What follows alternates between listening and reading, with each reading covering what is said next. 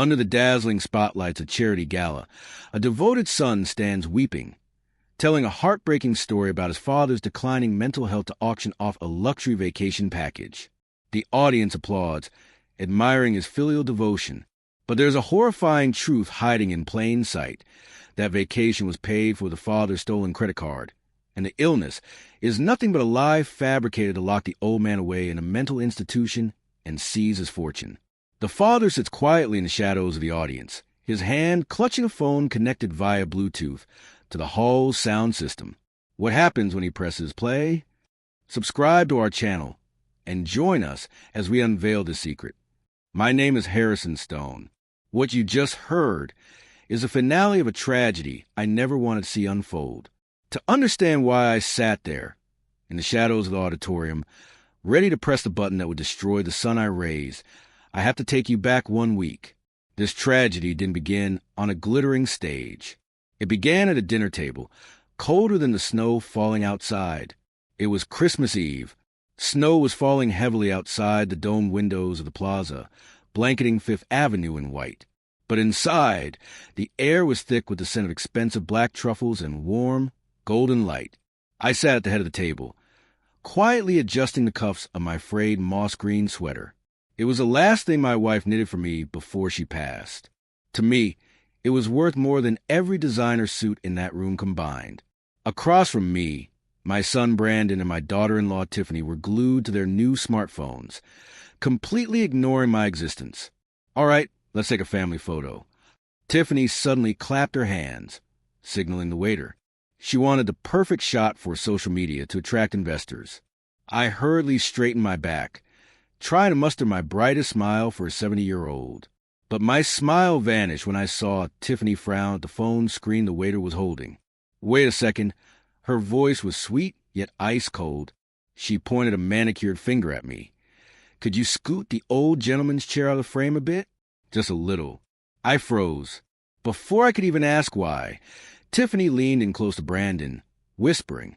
Over the loud music, they thought I couldn't hear. But I heard every word, sharp as a knife cut. You stand over there and block Dad, Tiffany hissed through her teeth. That old sweater of his is ruining the luxury vibe of the photo. I need this picture to attract investors, not to act as an ad for a nursing home. Brandon, the son I had shielded all my life, hesitated for only a moment before nodding. He stepped sideways, using his broad back clad in an expensive suit to block me from view. The waiter gave me a sympathetic look, then pulled my chair back a full yard. I sat there, alone, on the sidelines of a so-called perfect family. A bitter taste rose in my throat. Slowly, I pulled an old silk handkerchief from my pocket, removed my glasses, and wiped them thoroughly. I wiped away the fog on the lenses, and with it, the fog of blind trust that had clouded my vision for so long. When I put my glasses back on, I no longer saw my children. I saw two greedy strangers. Done. The photo looks amazing, Tiffany exclaimed. Just then, the waiter arrived with the bill. Brandon reached for the corporate credit card, essentially a supplementary card for my account, to pay and show off. Hold on. My voice was deep and resonant. I stopped Brandon's hand. Slowly, I opened my wallet and pulled out a heavy black metal card. It was the American Express Centurion, the black card reserved only for the ultra-wealthy. I dropped the card onto the silver tray. The metal hit the surface with a cold, hard clank. Pay the bill in full, I said. What is the total? Sir, it is $5,240, the waiter replied, his voice trembling slightly. I nodded. I pulled out 5 crisp new $100 bills from my wallet and clipped them right under the black card. This is a personal tip for you, I said loudly, ensuring my 2 children heard every word. For your hard work in moving that heavy chair away, exactly as my daughter-in-law wished. Brandon's face turned beet red, and the smile on Tiffany's lips vanished instantly. They understood my message. I had just used money to slap them in the face, in the most polite way possible. The staff took the card away. I stood up and draped my long wool coat over my shoulders. I'm going home, I said curtly. You're not staying for more photos, Dad? Tiffany asked, her voice fawning but laced with fear. "No," I replied, my eyes cold as ice. "I wouldn't want an old man to ruin your vibe again." I turned my back and walked out the door, plunging into the freezing New York snow. They had no idea that the moment I signed that $5,000 receipt, I had also signed the verdict ending their days of treating me like a living ATM. The chair had been moved. And now, it was my turn to move my chess pieces. My old Ford F-150 groaned as it pulled away from the plaza. Amidst a stream of sleek Mercedes and Cadillacs belonging to New York's elite, my truck stuck out like a rough-hewn giant, out of place and out of time. But I loved it. It was like me, aging weather but durable and real. In the quiet cab, with the jazz music and fake smiles left behind, there was only the rhythmic swish-swish of the wipers clearing away the cold snowflakes. That's when the painful memories began to flood back. I thought back to the day my wife passed away. Brandon was still struggling to get a startup off the ground. Desperate to fill the void of a mother's love for my son, I opened my wallet, wide and without limit. I wrote a $2 million check for his company. I signed over the deed to the vacation villa in the Hamptons as a wedding gift. I was naive enough to think that generosity could buy gratitude. I thought if I paved his road with gold, he would turn back and offer me a steady arm when I grew old. But I was wrong. I didn't raise a man, I created a parasite. And my daughter-in-law was a host that fed that greed. They draped themselves in designer suits and strapped Swiss watches to their wrists, but underneath, they were hollow, draining my financial lifeblood just to maintain a glittering facade. When I arrived back at my expansive penthouse, I didn't turn on the lights. I tossed my coat onto the sofa and walked to the bar. I poured a glass of 18-year-old single malt scotch, the kind I saved only for special occasions. In the darkness, I raised a glass toward my wife's photo on the mantelpiece. "Martha," I whispered, my voice raspy, "I think we got it wrong.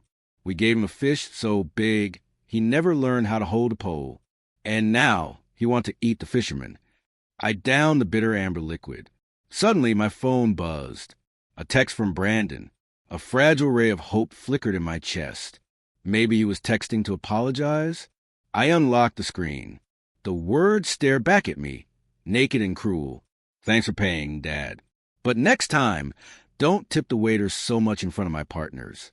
$500 is too showy. They'll think I can't provide for you, or that you're just some nouveau riche who doesn't know how to spend money. Good night." I let out a dry, hollow laugh, not a single word asking if I made it home safely through the snow. Just a reprimand because I had bruised his fragile ego. I tossed the phone onto the table. My last drop of patience had finally evaporated. The next morning, I decided to visit Mia, my innocent 7-year-old granddaughter.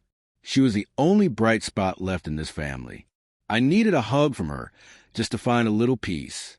But I had no idea that a simple visit to see my granddaughter would lead me to a truth far more horrifying than being shunned at dinner. A truth hidden inside a soulless smart speaker, one that would turn my sorrow into an absolute, burning rage. The next morning, I drove out to the mansion in Greenwich to see Mia. The massive house was silent. Brandon and Tiffany were both out, leaving my little granddaughter playing alone in the living room. "Grandpa!"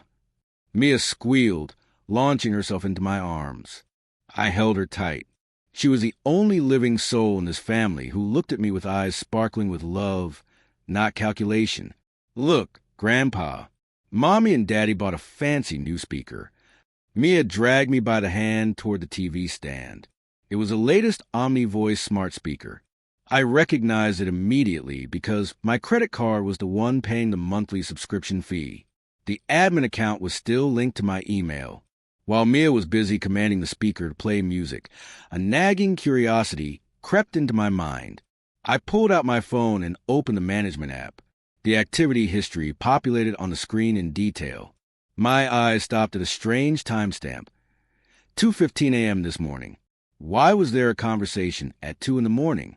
I put in my earbuds and hit play. Static crackled for a second, and then Tiffany's voice cut to the silence, sharp as a knife against stone.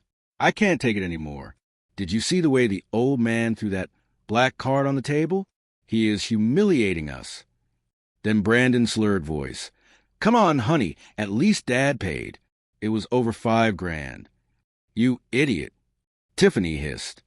He pays today, but tomorrow he could cut us off completely. That old man is still too sharp. We need Dr. Peterson to prescribe something stronger. Once he's diagnosed with dementia, I'll shove him into that cheap memory care facility out in the suburbs. My heart hammered against my ribs. I held my breath, gripping the balcony railing. What about the penthouse in Manhattan? Brandon asked. There was no fear in his voice, only greed. Sell it, Tiffany stated firmly. Sell it fast, get the cash, and dump it into the resort project. And that's it. Goodbye. The observer. The recording ended with a giggle. I stood there, frozen. The earbuds were still in, but my heart had shattered. Pain, horror. The son I raised was conspiring with his wife to poison me, to gaslight me into madness just to steal my assets. Grandpa, are you okay?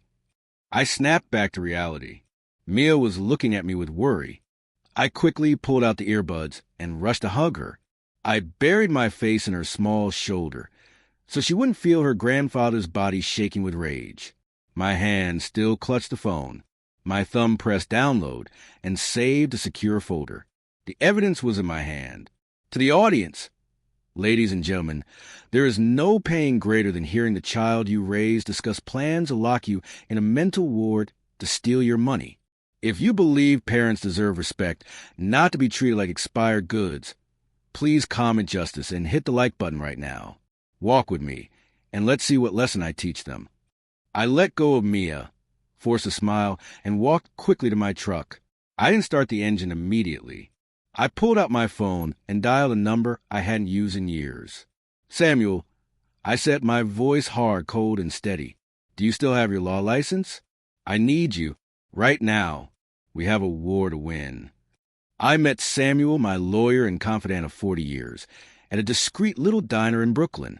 There were no prying eyes of the elite here, just the smell of tomato sauce and the necessary silence for a war council. Samuel placed his laptop on the table. Harrison, he said, his voice grave, put your glasses on. You need to see these numbers clearly.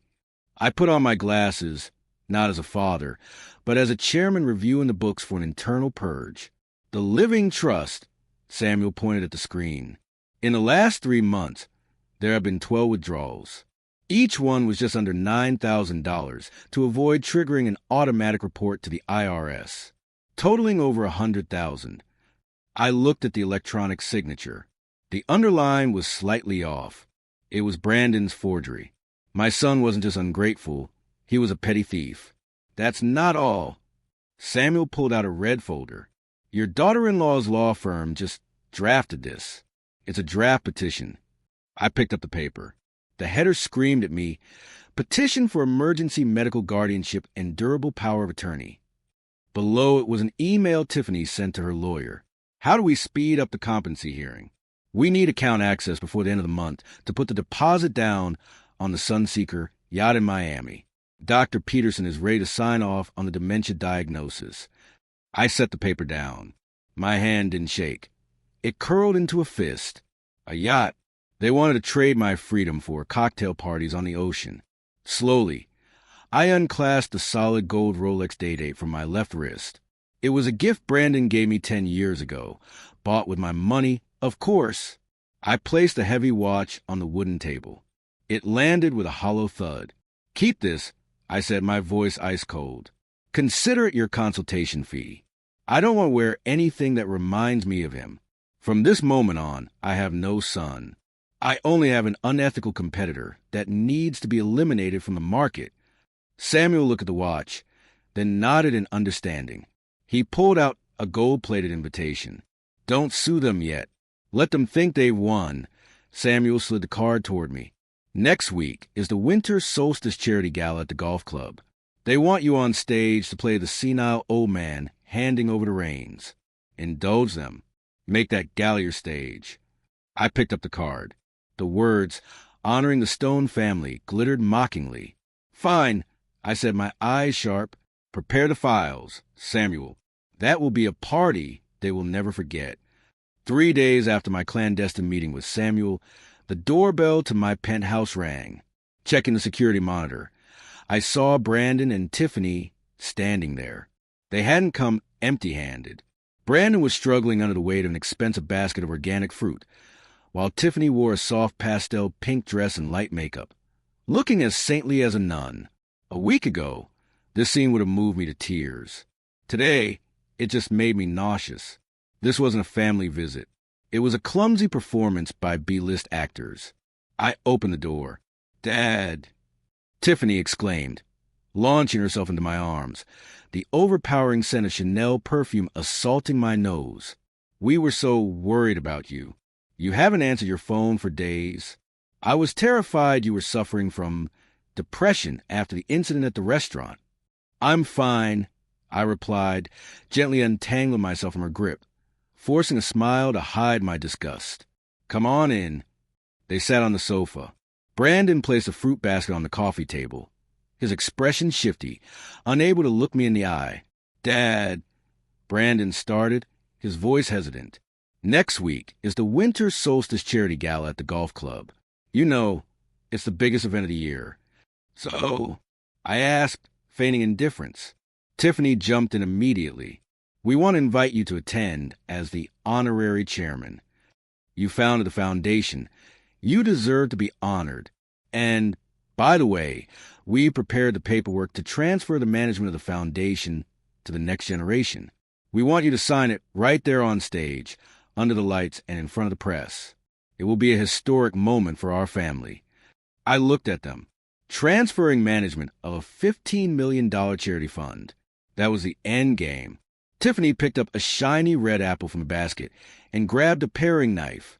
She began to peel it, the skin coming off in a practiced spiral cut. "Dad," she said, her eyes fixed on the fruit, "there will be a lot of flash photography and reporters at the gala. Dr. Peterson prescribed a new brain supplement for you. Please remember to take it before you go on stage. It will help keep you calm, so your hands don't shake when you sign the papers." I looked at the knife in her hand, then into her eyes. Brain supplements, or a powerful sedative designed to turn me into a docile puppet, signing away my life in a stupor? "Fine," I said, my voice steady. "I'll take it. I'll be there."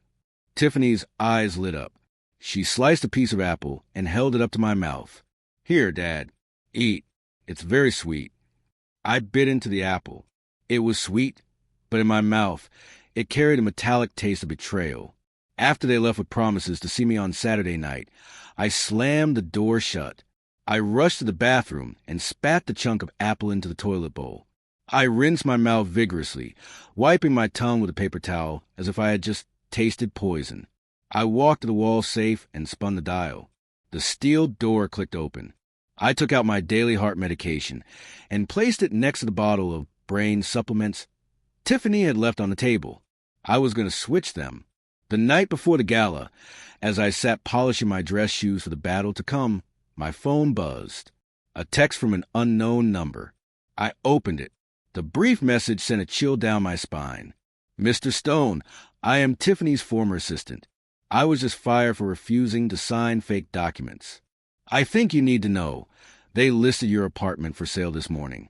And be careful. After the party tomorrow, the white van from Garden View Nursing Home will be waiting for you at the back entrance, not a ride home." I turned off the phone. Darkness swallowed the room. A nursing home van waiting at the back door. Very well. If they prepared a vehicle, then I will be the one to decide who gets in it.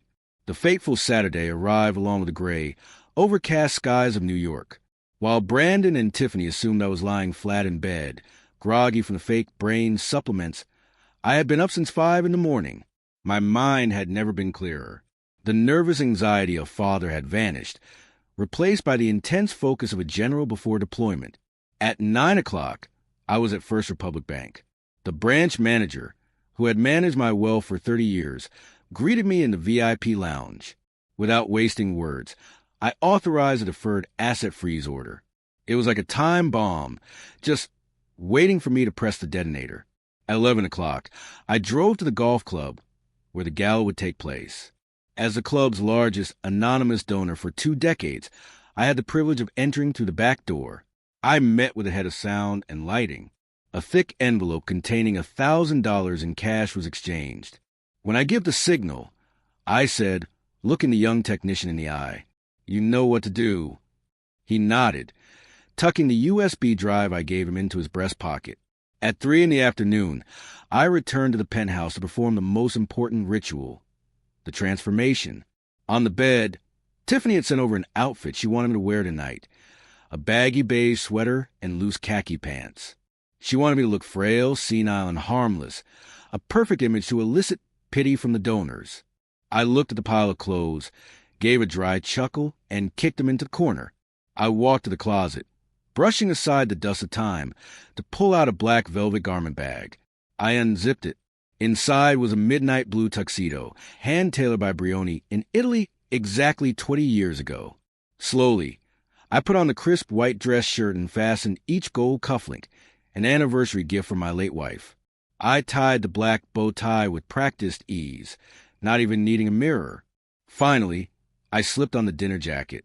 It still fit perfectly, hugging my broad shoulders and straight back. I combed my silver hair back, revealing a high forehead and eyes full of resolve. I looked at myself in the full-length mirror. The man in the reflection was not a 70-year-old waiting to die. He was an old lion with sharpened claws. Suddenly, a memory washed over me. I recalled Brandon's voice at dinner the other night. "You're old, Dad. Rest. Let me shoulder the burden of the family business." I adjusted my collar, stared straight at my reflection, and whispered, "Shoulder the burden?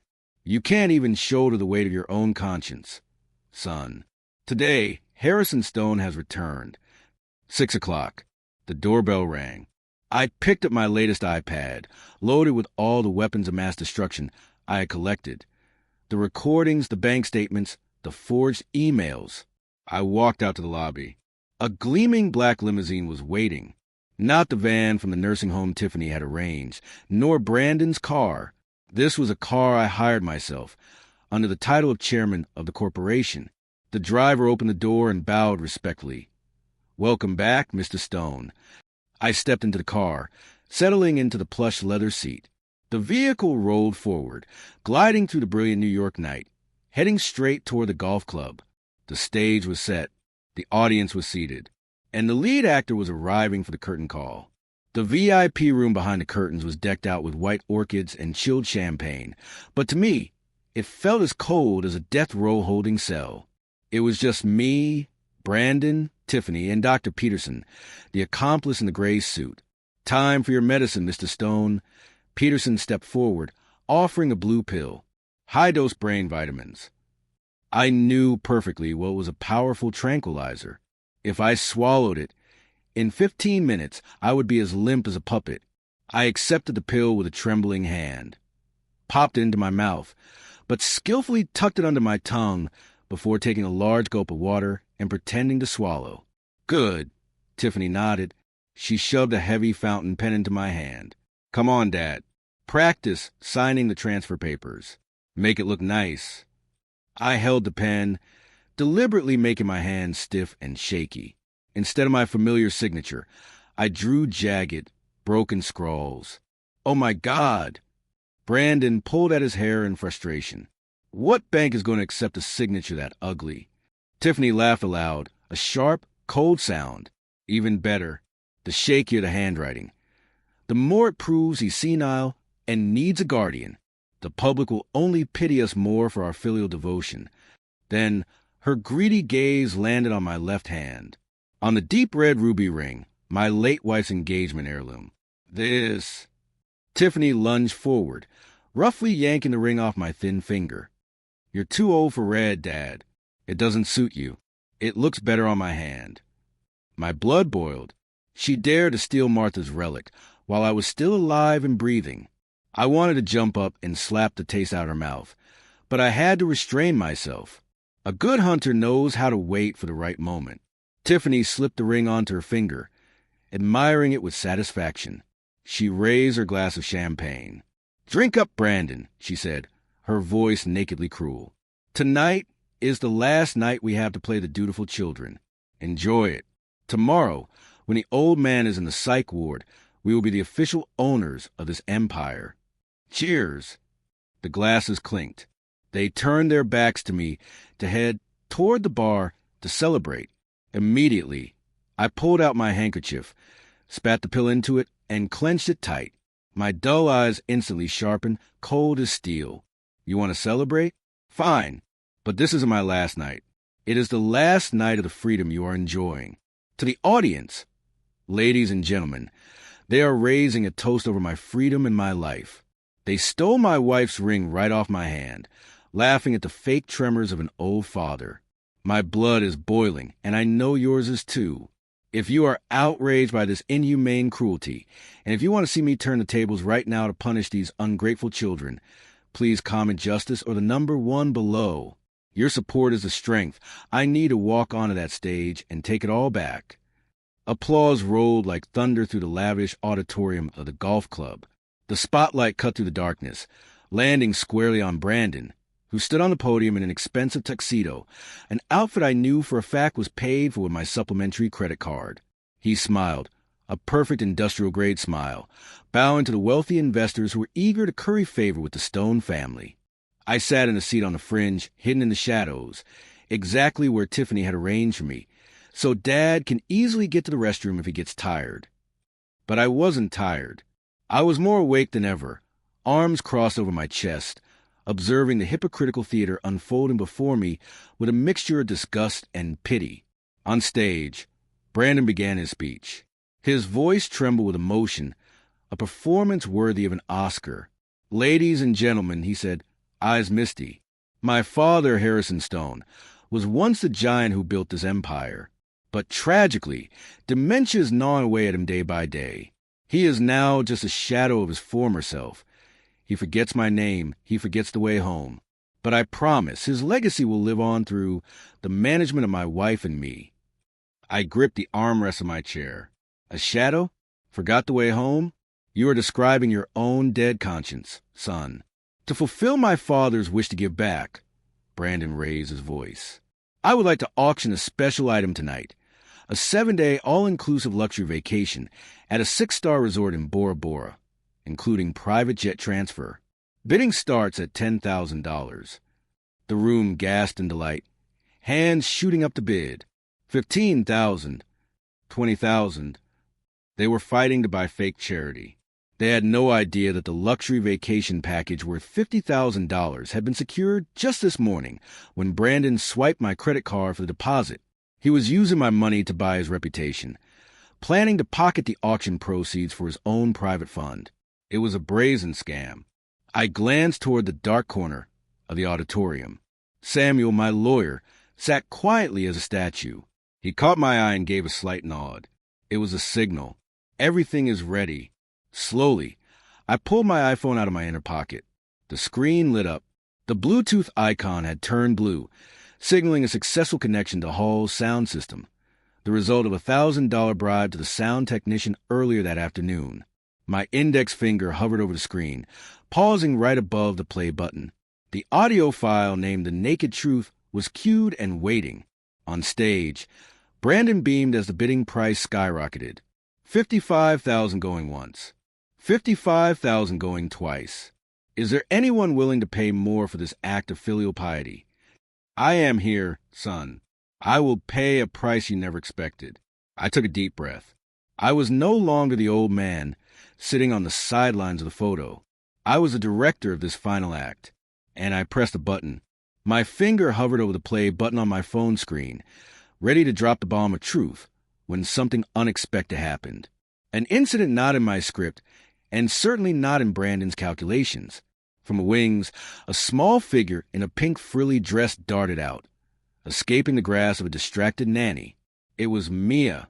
"Daddy, where's Grandpa?" Her high-pitched voice rang out, shattering the fake solemnity of the room. Brandon, standing at the podium, froze for a split second, but quickly, the instinct of a seasoned performer took over. He realized this was a golden opportunity.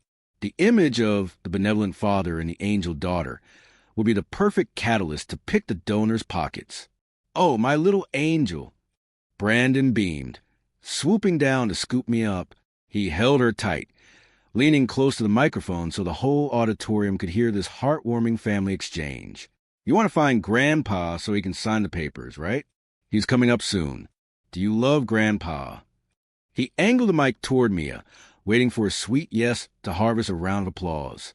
Mia, with huge, innocent eyes, looked at her father, then down at the crowd below. She grabbed the lapel of Brandon's tuxedo and leaned her mouth into the mic. Her clear, childish voice was amplified by the sound system, echoing into every corner of the vast hall. "Daddy," Mia asked, her voice full of genuine curiosity, "after Grandpa signs the papers and goes to prison tomorrow, can I have his room for my playroom?" Mommy promised me. Time seemed to stop. The vast hall, filled with over 300 guests, fell into a deathly silence. No applause. No clinking glasses. I could even hear the hum of the air conditioning overhead. The smile on Brandon's face stiffened like wax. He stood transfixed, the blood draining from his face. In the front row, Tiffany dropped her glass of red wine. The crash was deafening, and the wine spread across the white carpet like a jagged stain of blood. Whispers started to rise like a swarm of angry bees. Prison? What did she say? I thought he was going on vacation? My heart clenched. It was painful, yes, but more than betrayal. It was pure filth. They had infected the mind of an innocent 7-year-old, telling her that her grandfather was going to prison, that my disappearance was a good thing, so she could have more space to play. They had turned their cruelty into a reward for a child. Brandon tried to force a laugh, beads of sweat breaking out on his forehead. Kids say the craziest things, he stammered into the mic, his voice trembling. She means the resort. But no one believed him anymore. The audience's gaze had shifted from admiration to suspicion and horror. I knew this was my moment. I put the phone back in my pocket. I didn't need to play the recording right now. Mia had already opened the show for me. I rose from my seat in the shadows and stepped into the light. My footsteps echoed on the wooden floor. Clack, clack, clack. Steady and commanding, drawing every eye, I walked onto the stage, heading straight for Brandon. He looked at me, eyes wide with fear, as if seeing a ghost. I didn't say a word to him. I reached out for Mia. In his panic, Brandon let me take her easily. I held Mia close. Her small body was warm, but her innocent question was colder than ice. I felt tears prick in my eyes, but I swallowed them back. I leaned close to Mia's ear, but deliberately stood near the microphone so the whole room, and those 2 ungrateful children, could hear. "No, sweetheart," I whispered, my voice warm but carrying the weight of an approaching storm. "Grandpa isn't going to any prison. Grandpa isn't going anywhere." I looked up, staring straight into Brandon's ashen face. "But your mommy and daddy, they might be." The tension in the room was pulled tight as a piano wire. Brandon, pale as a sheet, lunged to grab the microphone from my hand. Dad is drunk." Brandon stammered, turning to the audience with a twisted grin. "Ladies and gentlemen, my father is delirious. Security, take the old man inside immediately." 2 large security guards hesitated, stepping forward, but I didn't back down. I used my arm to shove Brandon aside hard. The decisive push sent him stumbling, nearly falling face first. I stood tall, looking straight into the camera lens broadcasting live. "I'm not drunk, Brandon." My voice boomed through the speakers. "And I'm not crazy. I'm just observing." I pulled out my phone. "You want to hear the true story about filial piety? Here is the unscripted version." My finger hit the play button. The hall's surround sound system roared to life. Static crackled for a second. Then Tiffany's shrill voice cut through the air, crystal clear. "The old man is still too sharp. If we keep him lucid, we'll never steal the trust fund." The room gasped in shock. Tiffany stood frozen below the stage, hands covering her mouth. But the tape wasn't done. The final dagger was thrown, aimed straight at the guest sitting below. Tiffany's voice rang out, full of contempt. "Don't worry, those rich idiots at the golf club are stupid. They just like having their egos stroked. Just a few crocodile tears. and they'll triple themselves to open their wallets. We'll pluck them like chickens, one by one, take the money to buy the yacht, and leave the old man to rot in the psych ward. The recording ended. Deathly silence hung for a split second, then exploded into rage. "You scumbag!" A lady at the front table jumped up, throwing her napkin on the floor. "Call the police. This is fraud." The investor screamed. The auditorium erupted into chaos. Boos and curses rained down from all sides. Brandon shrank back on the stage, cowering like a rat cornered in a trap. I stood there, calm as a judge passing sentence. I raised my hand and pointed to the giant LED screen behind me. In the tech booth, Samuel pressed a button. The image of the Paradise Beach vanished. Replacing it was a legal document with a bright red stamp, blown up so everyone could read it. "Urgent notice. Assets frozen. Auction canceled due to financial fraud. The vacation package my son just sold you," I said into mic, my voice ice cold, "was paid for with my stolen credit card. And this morning, I reported that transaction as fraud." I looked down at Brandon, who had collapsed to his knees on the stage, tears streaming down his face in genuine terror. "The party's over, son," I whispered, just loud enough for him to hear. "You wanted to pluck everyone like chickens? Today, I'm going to show you what it feels like to be plucked clean." The chaos in the auditorium was only silence when the grand doors of the hall burst open. It wasn't waiters bringing more wine, but 6 police officers and 2 representatives from the State Department of Health, wearing grim expressions. The flashing red and blue lights in the cruisers outside washed through the glass windows, bathing the room in the colors of judgment. Samuel had been efficient. The file he sent over this morning didn't just contain evidence of financial fraud. It also documented Dr. Peterson's illegal prescription practices. Dr. Peterson, an officer stepped straight toward the doctor, who was trying to slink away into the crowd.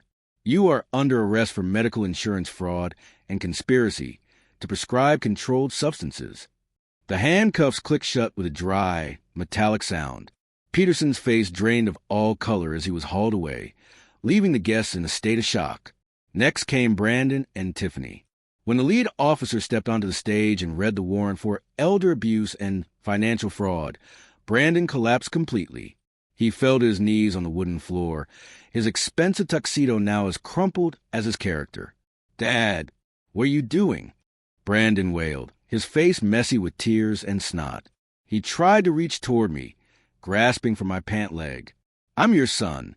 Are you really going to send me to prison? How can you do this to your own flesh and blood?" I took a step back, avoiding his touch as if he were a disease. I looked down at him, my eyes void of affection, holding only the coldness of a glacier. "Flesh and blood?"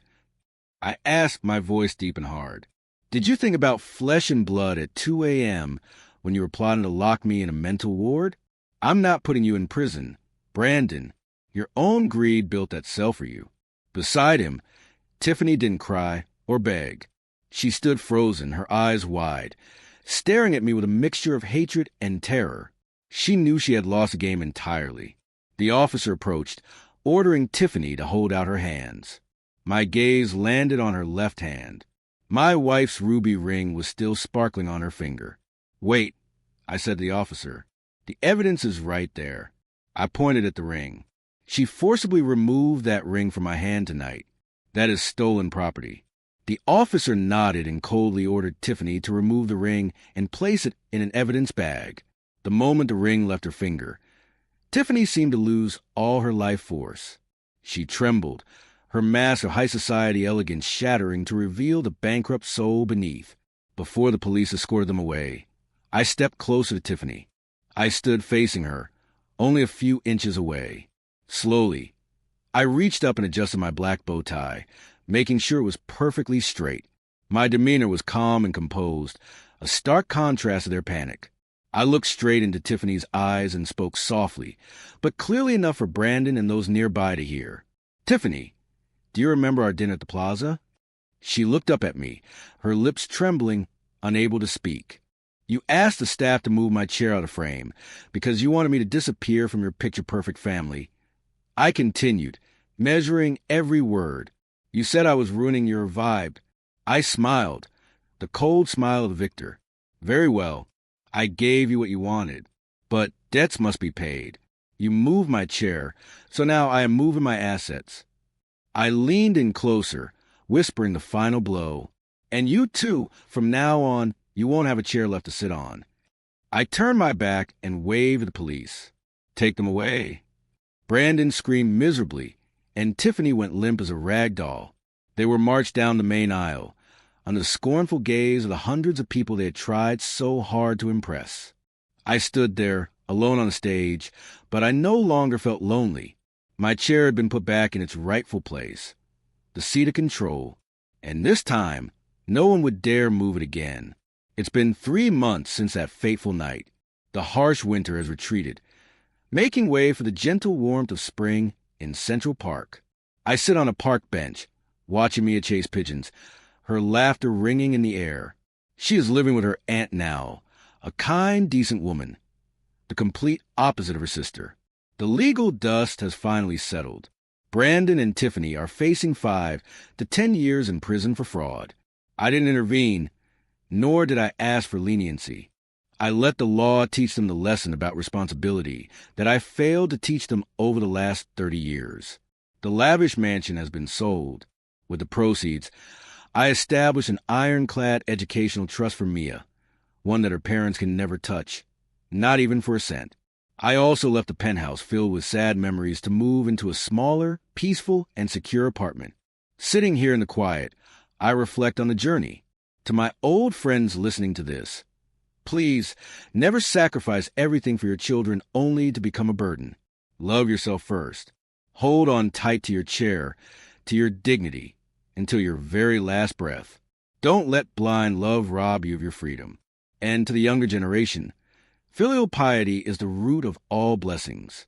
Greed is a sweet poison, but it kills family bonds faster than any knife. Slowly, I pull out the photograph taken at the plaza on Christmas Eve 3 months ago. In the picture, my children are beaming, looking glamorous. And there I am, sitting on the edge, half hidden by my son's back, fading like an unnecessary shadow. I pull out my Zippo lighter. The metal clicks, sharp and decisive. I touch the flame to the edge of the photo. The fire licks at Tiffany's fake smile, consumes Brandon's expensive suit, and finally erases the image of the old man sitting on the sidelines. I drop the burning photo to the damp earth and watch it turn to ash. A light breeze sweeps the black dust into the void, leaving the ground clean. My chest feels lighter. Grandpa, let's get ice cream. Mia calls out from afar. I'm coming. I reply, my voice full of life. I stand up, brushing the dust from my coat. I paid the bill for that $5,000 dinner, and I paid a painful price to see the true nature of the human heart. It was a high price, but it was worth it to buy back the freedom for the twilight of my life. I smile and walk toward my granddaughter. I am Harrison Stone, and today I truly begin to live. What do you think about Harrison's final decision? Was sending his son and daughter-in-law to prison too cruel a punishment for a father to inflict, or was it rightful justice for their boundless greed? Please share your honest thoughts in the comments below. I truly cherish and read every single one of them. If this story has strengthened your belief in the laws of cause and effect, please leave a like, share this story with your loved ones, and subscribe to our channel so you don't miss the next dramatic tale. RY.